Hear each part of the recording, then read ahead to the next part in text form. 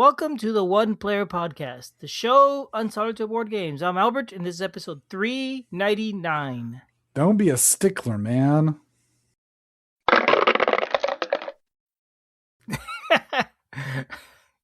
Hey, Julius. I actually enjoyed that one. I count that as a win. That's funny. Yes. Today we're talking about a stickler game. Well, you're not supposed to be a stickler game. You're just With a lots sticker. of sticklers. Don't be a stickler with your stickers.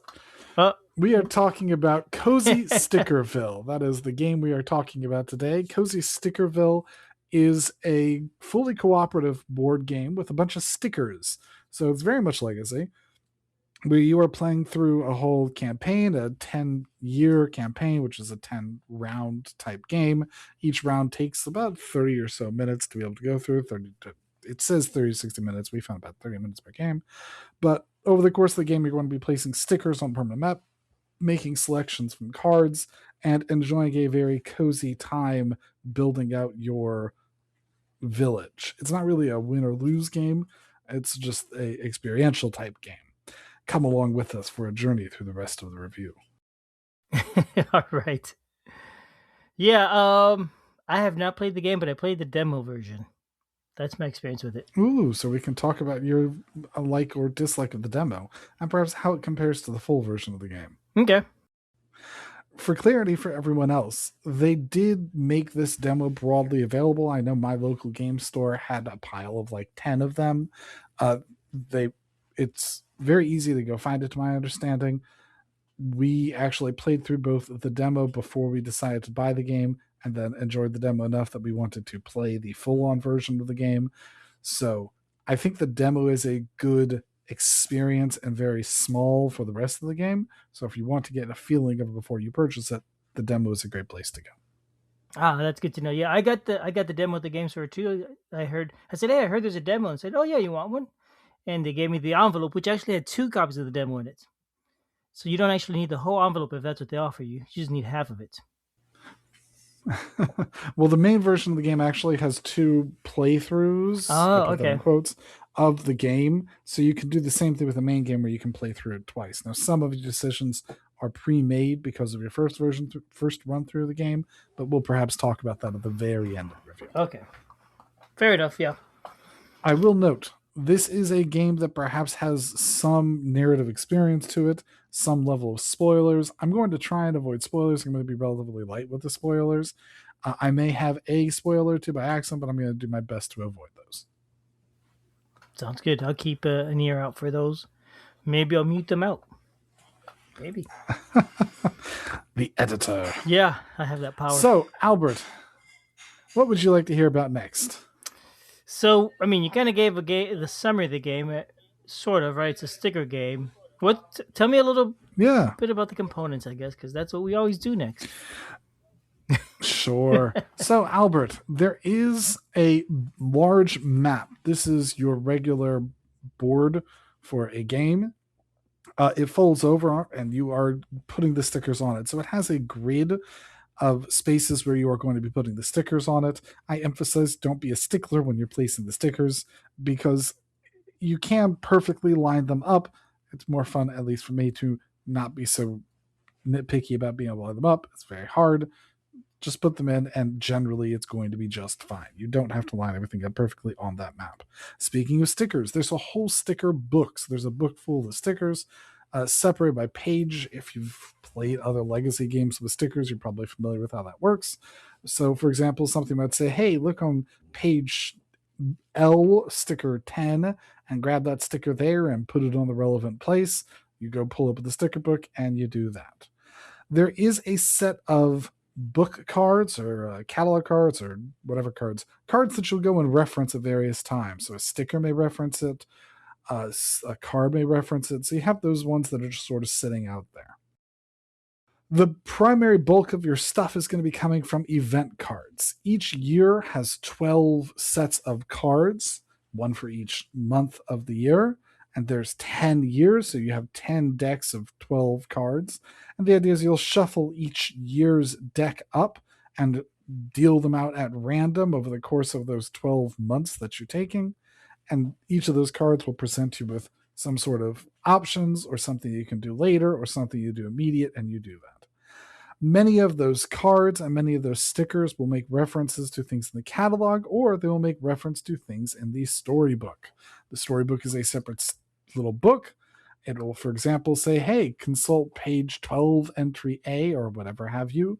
You will go to page 12, entry A, read it, and do what it says. Last type of things involved are a bunch of cardboard tokens for food, wood, gold, and ore. Food, wood, gold, and ore. Yes, so they have 12. They have tokens for food, wood, gold, and ore.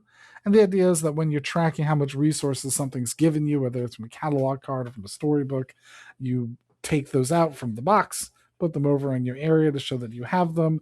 At the end of every year, you have the opportunity to save by putting all your cards in a box, all your tokens, and it's a small little box, like a little tuck box. So you save, or you just keep all those tokens and resources out, read the next entry in the storybook for the next year, and move on to the next year. So that broadly covers all of the components that come with the game. All right. Well, let's talk a little more about the components. So first, the board. You said it's a board. It's not a map. It's actual mounted board. So that's worth pointing out. It is a big old board. It's a 3-fold board, and it's double-sided, so you can use it once on each side. Okay. It is a map. That The was my map next is question. on a board, so it's pretty durable, but it's a big, open, empty map where you are putting the stickers on there. If you've played the demo, the map in the demo is a small piece of the larger map from the main game. Got it. Okay. And then you said it's a grid. It's technically an isometric grid, in case anybody cares about that sort of thing. Oh my gosh, Albert. Yes, it's an isometric grid.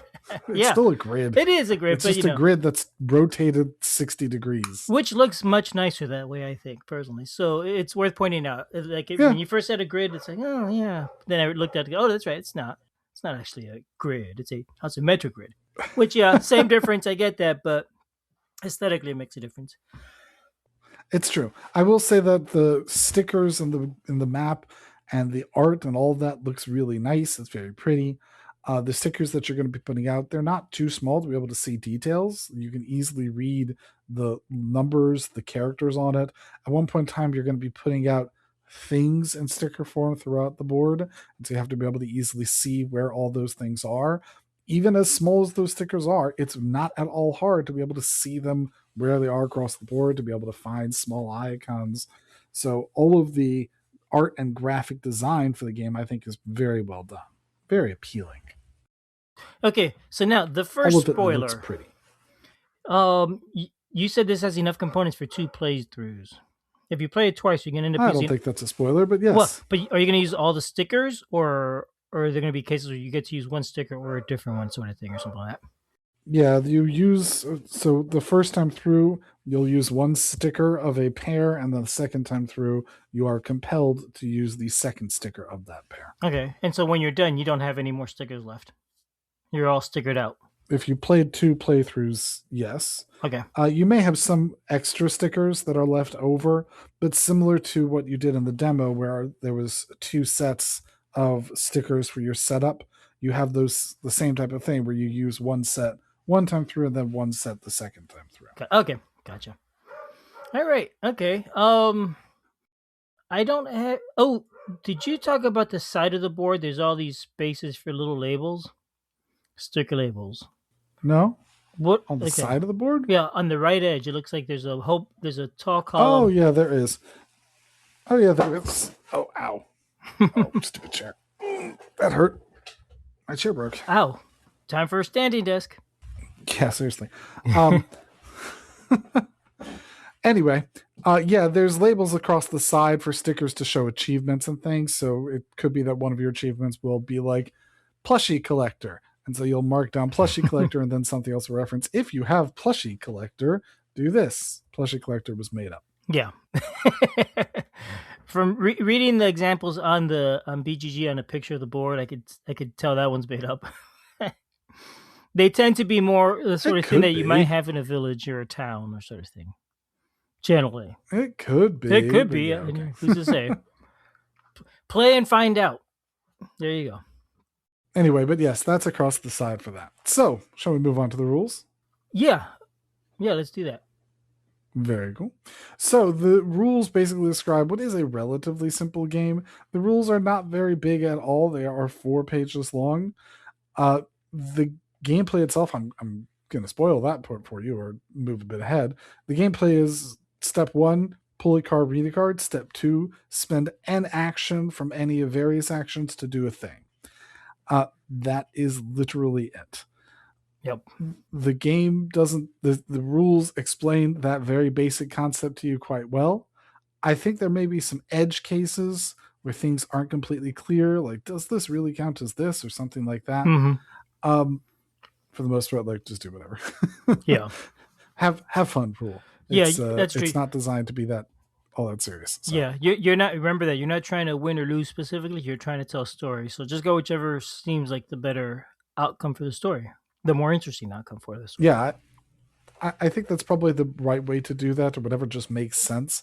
So the outliers are perhaps not mentioned there, but I just didn't feel like it was necessary. It explains the concepts, it explains the iconization for everything, it explains how to play very well. So there's no real issue with that. Okay. Yeah.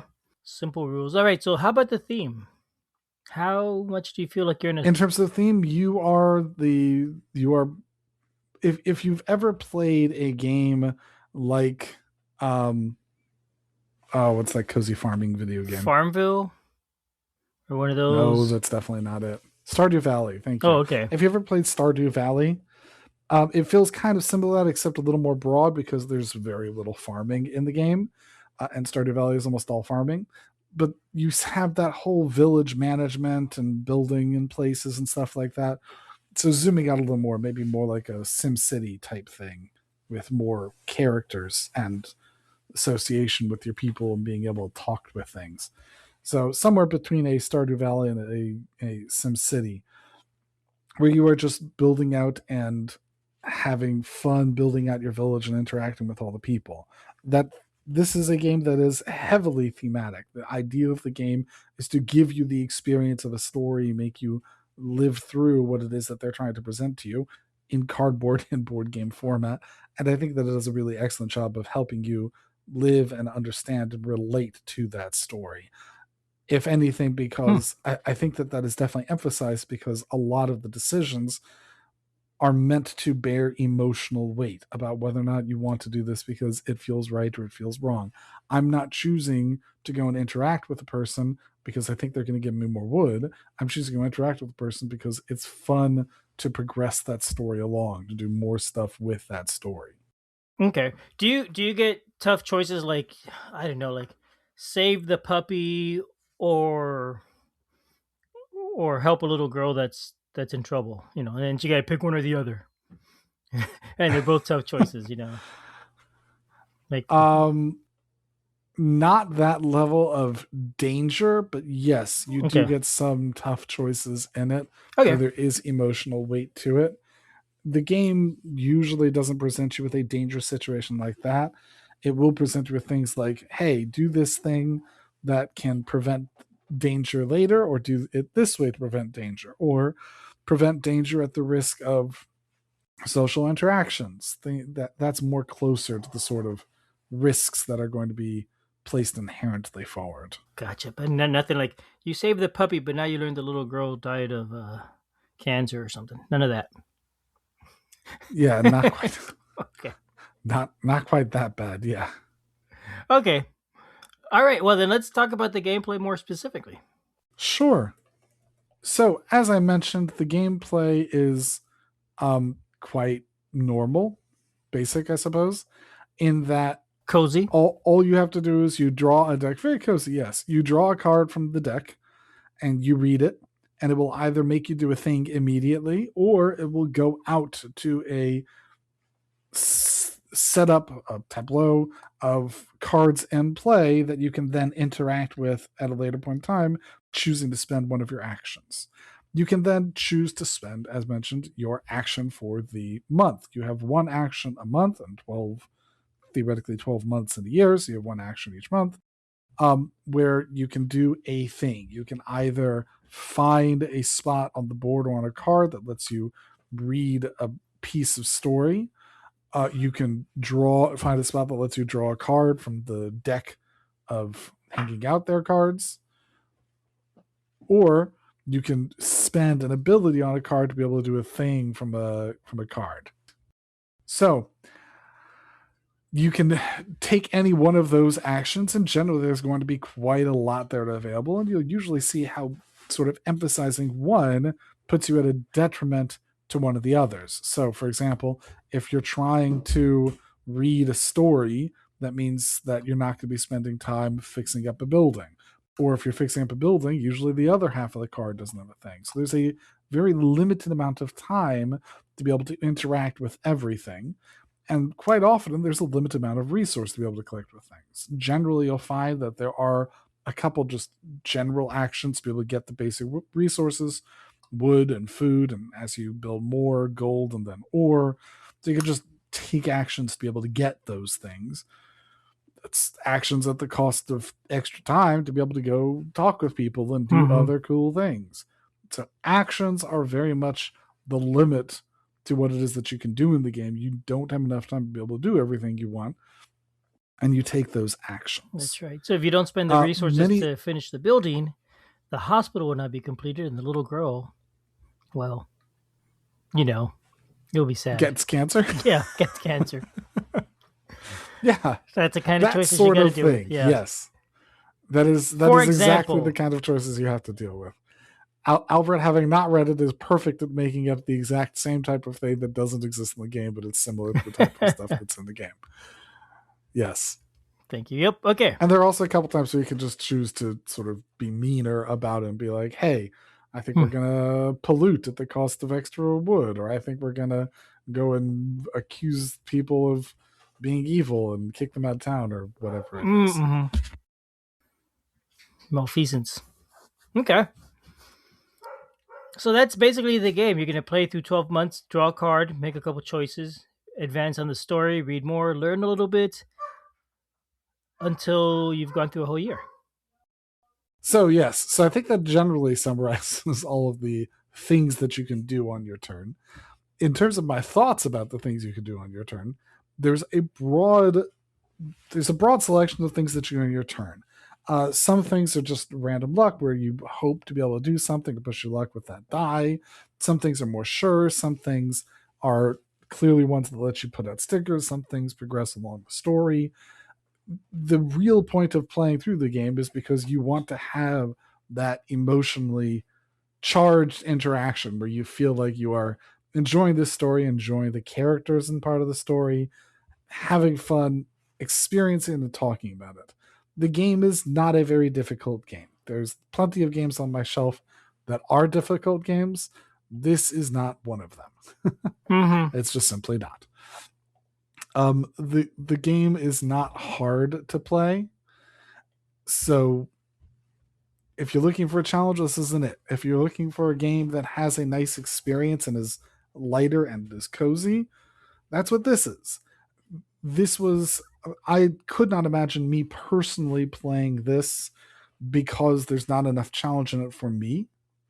Although I can understand, for example, my daughter, who also enjoys solo games, loved this game, and if it weren't for the fact that we were playing together as a family, would have loved to play this solo.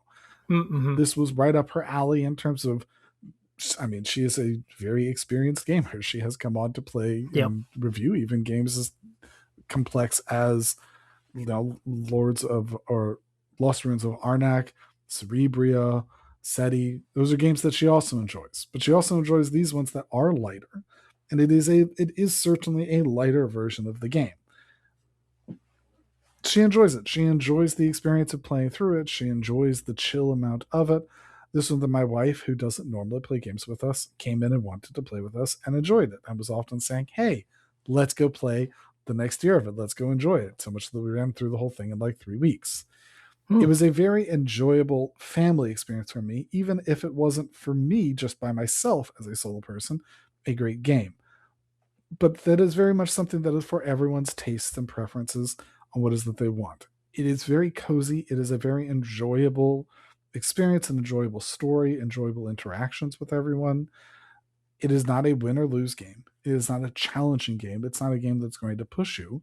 It is a game that is entirely about a chill experience, enjoying this little stroll through the game, through the components, through everyone's individual story.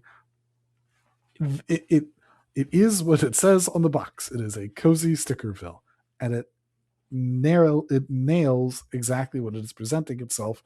It is a cozy game full of stickers, full of the enjoyment of placing stuff on the board, that interaction that you get, different than playing a game like Stardew Valley, playing a game like The Sims, where it's on the board, where it's physical, where it's cardboard, where it's stickers, where it's all the stuff that we as board gamers love to interact with all these physical components.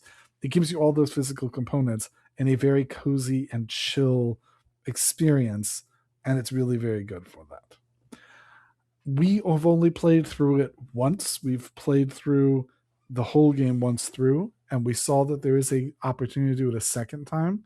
And we all said, you know what, we're going to let it chill for like 6 months or something, maybe even more, so that it'll feel a little more fresh when we go through it, so that we feel like the second run through of it will be just as much of an enjoyment as the first run through of it. So we do think that there is a concern for some level of blandness between running through twice in a row. I would not recommend doing that or even trying to do that. But you can enjoy that. You could have fun with that. And that may be a thing that you would find what it is that you want to do. I just don't recommend that. I would recommend taking your time with it, enjoying the first playthrough, letting it sit on back burner until a point in time when it's a little bit more fresh, and then enjoying the second playthrough of it and not rushing to go.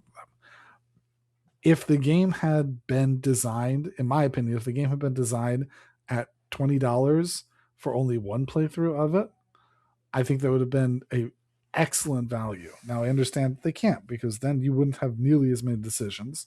And the best way to give you those decisions is to give you two of them. And once they're giving you a bunch of two of them, well, they need to have all of that in there so they can increase the value of the game by letting you experience it twice. I hear that. I see that. I understand where they're coming from.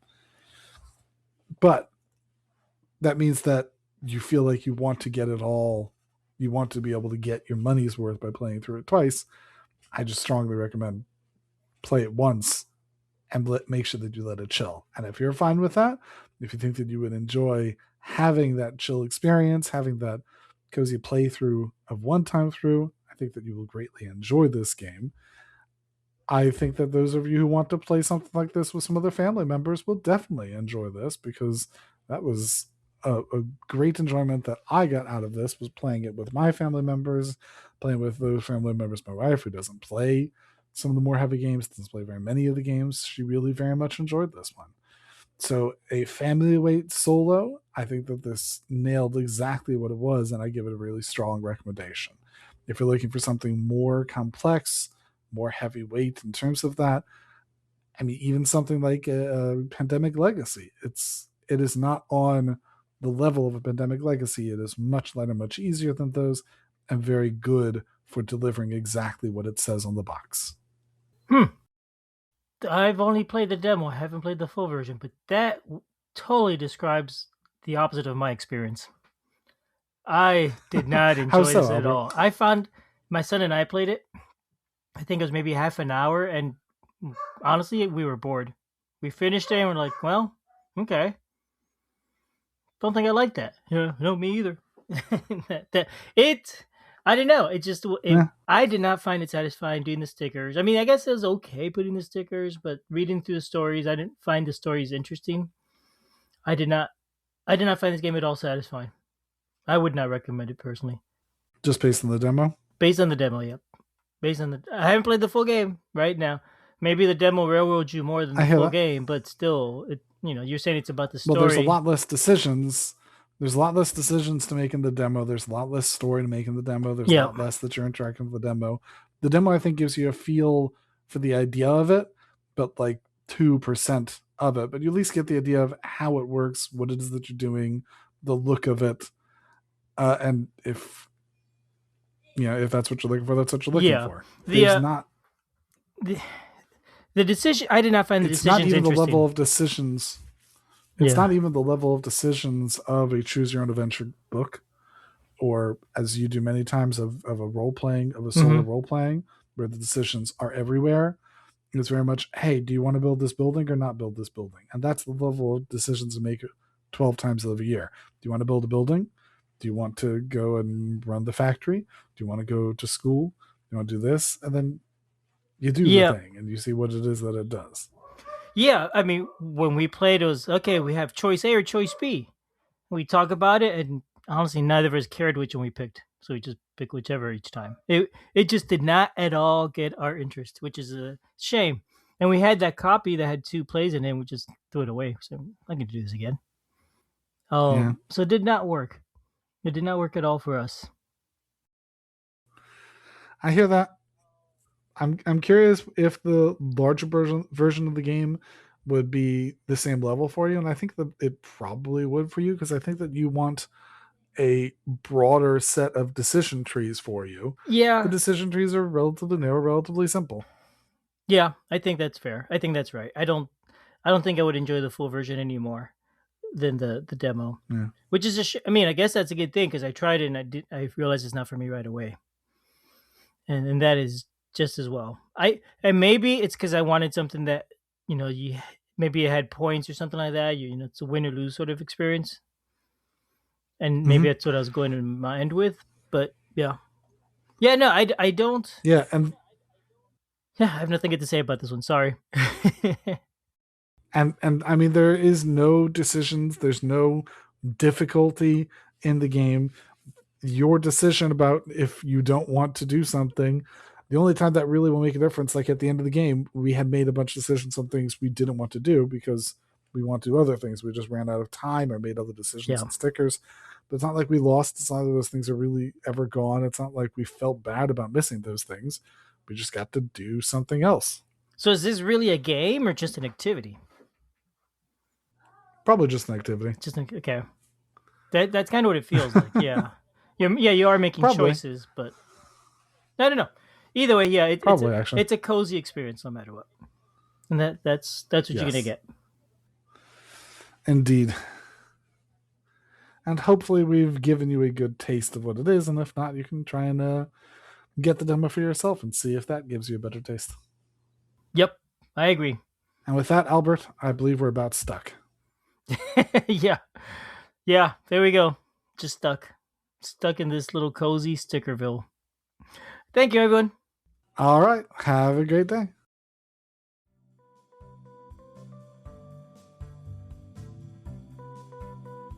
Thanks for listening. We love feedback, so we love hearing from you. You can reach me at julius@oneplayerpodcast.com or JLBird on BGG, and Albert can be reached at albert@oneplayerpodcast.com or Fractaloon on BGG. Our website is oneplayerpodcast.com with the number 1, and we're also on Twitter at oneplayerpodcast. The intro music is copyright Angus, can be found at jamendo.com. The transition music is copyright by Dan El Duce Pancaldi, whose page is at donpancaldi.com. The One Player Podcast is protected under a Creative Commons share-alike license. Thanks for listening.